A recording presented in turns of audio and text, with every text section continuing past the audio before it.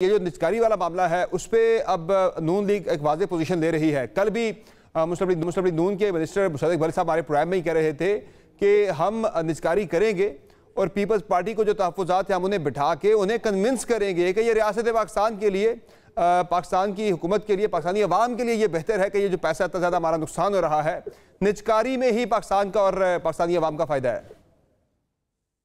देखिए, बेसिकली तो ये बात दुरुस्त है कि पाकिस्तान के वो इदारे जो ब्लीड कर रहे हैं, जो नुकसान में, और नुकसान भी अरबों में है, बहुत सारा नुकसान है जो नाकाबिले बर्दाश्त है।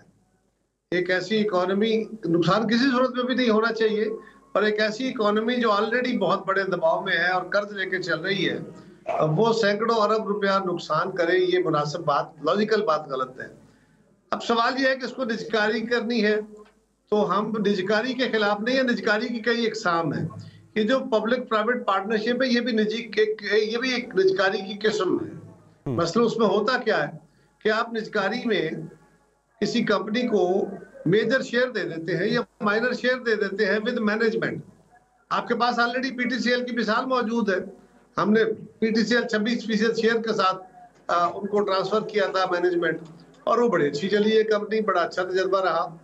ऐसा करना हमारी ख्वाहिश क्या है कि पाकिस्तान का कौमी असासा है, उस कौमी असासे को यूं आउटराइटली सेल कर देना फॉर नथिंग। इसमें इस वक्त तो कौड़ियों के भाव जाएगा, और अगर 50% या 49% या 40% पे किसी कंपनी को आप कन्विंस कर पाते हैं, ये एक्सरसाइज करने पर ये कामयाब हो जाती है बात, तो कल अगर पीआईए रिवाइव होती है तो जो गवर्नमेंट का शेयर होगा 50%, 60%, उसका भी रेट बढ़ेगा, तो यकीनन आप बेहतर रेट पे अपना शेयर सेल कर सकेंगे या प्रॉफिट ले सकेंगे। तो अपना कौमी असासा आउटराइट बेच देना है या उसका कुछ पोर्शन बेच के आपने उसको नुकसान से नफे में लाना है, ये नुक्ता नजर है।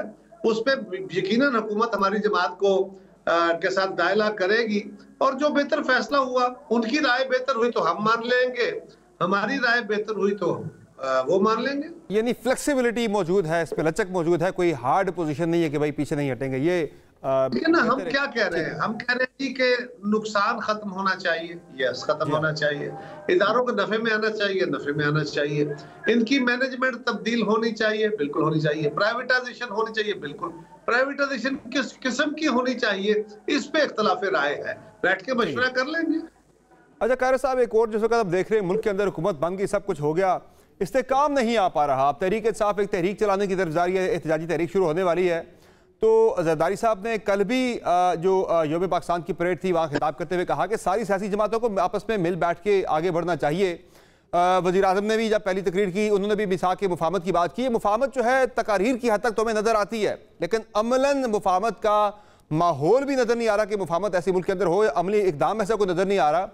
क्या वजह है इसकी सर? ये सिर्फ बयानात तक ही है मुफाहमत, या कोई अमलन जरदारी साहब जो कि मुफाहमत के चैंपियन माने भी जाते हैं, वो कोई अमली इकदाम भी उठाएंगे इस सिलसिले में, कोई रीच आउट करेंगे पीटीआई को, बाकी लोगों को? जी, जरदारी साहब बिलाशुबा मुफाहमत के कायल है, मुफाहमत ही आगे बढ़ने का रास्ता है। इस वक्त बाकी सारी जमातें तो मुफाहमत पे तैयार हैं, सिर्फ एक जमात यानी पीटीआई को ये तहफ़्फ़ुज़ है, उसकी क़यादत को ये ज़ोम है कि वही ज़हीन है, वही फतीन है, वही लायक है, और वही सब मसलों का हल है। वो इस सिंड्रोम से अगर बाहर आ सके तो शायद कोई बेहतरी का रास्ता निकल पड़े। बाकी जमातों में तो टॉलरेंस मौजूद है कि दूसरों के अपने राइट को मांगो और दूसरों के हक को भी तस्लीम करो, लेकिन पीटीआई का ये मसला है। लेकिन सर पीटीआई तो ये कह रही है, खैर साहब पीटीआई तो ये कह रही है कि रवैया ही नहीं है हुकूमत का इस तरह का। वो कह रहे रवैया ऐसा है ही नहीं है, कह रहे जुबानी तो वो कहते हैं कि मुफाहमत होनी चाहिए, लेकिन अमली उनके इकदाम एक भी ऐसा नहीं कि मुफाहमत वाले तरफ जाया जा सके। वो कह रहे हमारे चेयरमैन से मुलाकातें नहीं करने देते, फिर सीटें उनकी जो है वो कम हो रही हैं। पंजाब के अंदर आप देखें तो पंजाब में फॉरवर्ड ब्लॉक जो है, कल पीटीआई के लोगों ने माना इस बात को कि 40 उनके अरकान को तोड़ लिया गया नून लीग की जानिब से। तो इस तरह तो मुफाहमत नहीं होगी ना सर? देखिए, गुजारिश ये है कि जहां तक ताल्लुक सीटों का है, ये बड़ा नामुनासिब है कि एक अदालती फैसला आने के बाद भी ये सवाल अपनी जगह खड़ा रहे। इसकी लीगलिटी डिसाइड हो चुकी है। अब एक जमात का प्रोपेगेंडा है, मेरा ख्याल है मीडिया को उस प्रोपेगेंडे का शिकार होकर सवाल नहीं खड़े करने चाहिए। उसके अंदर कोई टेक्निकलिटी हो तो उस पर सवाल करना चाहिए। रही बात फॉरवर्ड ब्लॉक की, बिल्कुल नहीं बनाना चाहिए। अगर उस जमात के कुछ लोग अपनी जमात के रवैये से तंग हों और वो अलग से अपनी कोई शनाख्त कायम करते हैं तो इवन देन वो अपनी करें, उसमें हुकूमत की बिल्कुल आशीर्वाद नहीं होनी चाहिए। और अगर कल वो हुकूमत के साथ मिलते हैं तो फिर वही बात है जो कल भी इसको बुरा कह रहे थे, आज भी बुरा कहेंगे, हम आज भी इसको गलत कहेंगे। लेकिन हुकूमत कौन सा ऐसा कंक्रीट स्टेप उठाए? हमने तो जब खान साहब इस्टेब्लिशमेंट से लड़ाई लड़ने के मूड में थे उस वक्त भी कोशिश की और मुज़ाकरात कामयाब हो गए, लेकिन उन्होंने मुज़ाकरात को खत्म कर दिया। अब उनका रवैया ये है कि जो लोग मेरे साथ हैं, वो मौलाना फजलुर रहमान साहब आए तो ठीक, हमारे साथ आए तो खराब। परवेज इलाही साहब हमारे साथ हो तो डाकू हैं, उनके साथ जाएं तो उनकी जमात के सदर बन जाते हैं। तो ये अब उनका अपना ख्याल है। एमकेएम को वो क्या कहते थे, एमकेएम उनके साथ चली जाती है तो ठीक है, हमारे साथ आए तो बड़ी खराब हो जाती है। सो ऐसी सूरत में उनको अपने रवैये पे गौर करने की जरूरत है। यकीनन मुफाहमत का रास्ता ही बेहतरी का रास्ता है। लेकिन सर इसमें वो कुछ शराइत जो है तरीके साहब रख रही है कि कुछ बुनियादी शराइतें उस पर आप आए तो फिर कोई मुफाहमत बातचीत हो सकती है। वो कहते हैं एक तो हमारे जो मैंडेट चोरी हुआ है, पीटीआई कहती है हमारा मैंडेट चोरी हुआ है, उनका ये दावा है।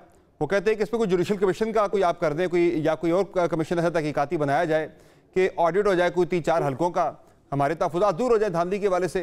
दूसरे वो कहते हैं हमारे बानी चेयरमैन और दीगर जो हमारे पार्टी रहनुमा गिरफ्तार है उनकी राय के वाले से कुछ हमें यकीन दहानी दिलाई जाए तो बातचीत आगे बढ़ सकती है मुफाहमत के लिए।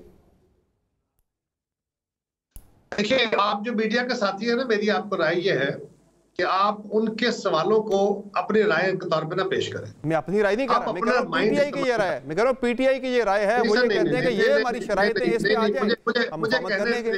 मैं जो कह रहा हूं, मैं किसी वजह से कह रहा हूं, मैं आपके साथ इस मामले में मजीद मुबाहिस से मैं नहीं पढ़ना चाहता, वरना मैं आपको बिल्कुल इस बात पे साबित कर देता हूं कि आपका जो सवाल है उसका तरीकाकार जो है, स्टाइल जो होता है वो क्या होते हैं।